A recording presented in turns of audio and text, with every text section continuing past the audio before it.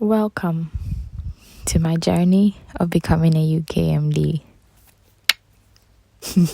Hello and welcome back to my channel. My name is Angel, a Ukraine trained medical doctor working on gaining GMC registration so that I can practice in the United Kingdom. In today's video, I'm going to be talking about the UK Foundation Program, a quick overview of what it is and a few things that are required. So with the foundation program or the training job, you have 2 years, and in those 2 years you get the chance to work in up to 6 different specialties with a minimum of 4 months in each specialty. Some things might change, like in the COVID period. I don't think doctors were really rotating. You just stayed where you were and helped as much as you could. So some things could change, but then basically within the 2 years, you get to work in 6 different specialties, 3 specialties each year, and then you do up to 4 months in each year, in each specialty, sorry.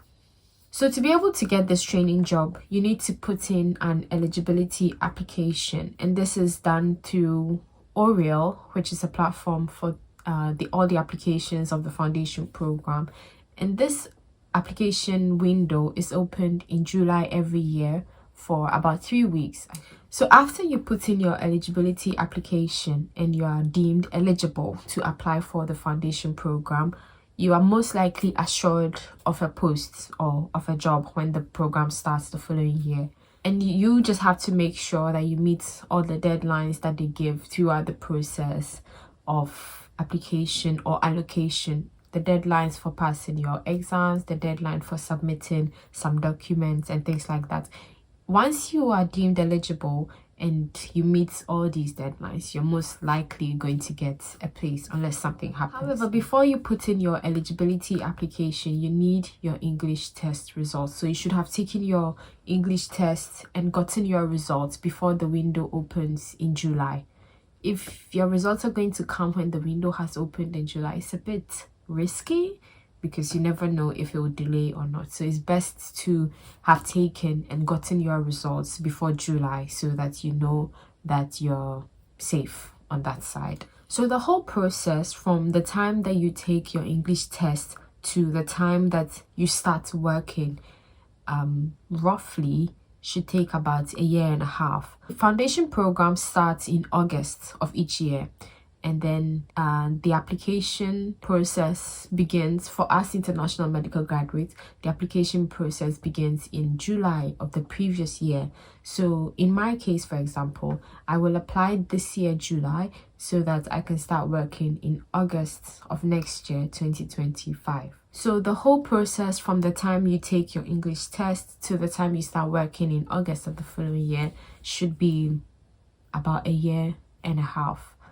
Especially if you are applying right after medical school. This video is just an overview, so I will have another video where we look into the timelines of the foundation program and the deadlines that the previous years have had. One thing I've realized is that it's almost the same. The dates just change a little because the dates change every year. So the dates change just a little, maybe by a day or 2, but they're all usually within the same time frame. So we'll look at some of the previous timelines so that we can have an idea of what our deadlines are going to be if we're applying this year and hoping to start working next year. So a few things to take note of as we round up this video.